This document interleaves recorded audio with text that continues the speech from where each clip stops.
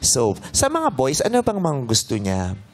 Ayun po. Gusto niya sa lalaki yung mayaman. Oh my God, Ogie, may chance. Oh, grabe, oh. Bakit ako? May asawa na siya. Ogie, may chance ka kasi ito kaibigan namin. Iba ang relo niya pag nagre-rehearse. Iba ang relos niya pag actual taping. Tama. Iba ang relos niya pag pauwi. Iba rin ang relos niya pag papunta ng studio. Huwag ka maniwala. Apat na lang relo Si niya. Ryan lang nagkakalat dyan.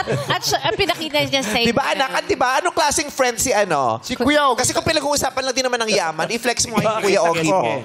Si Kuya Ogie, napakabait, pero mayabang. Sabi mayaman, mayabang. Mayaman. Napakayaman, pero mayabang.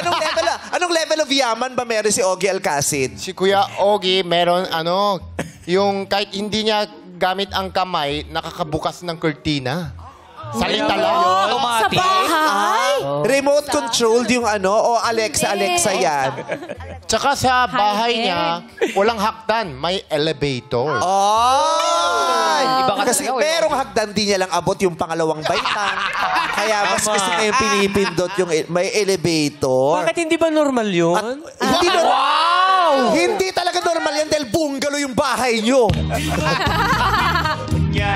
Okay lang may elevator. Pero kung bungalow kayo, bakit ka nagpa-elevator? Paano umakyat yun? Pupunta ka lang sa bubong, magpapalipat ka na ng kalapate, nag-elevator ka pa.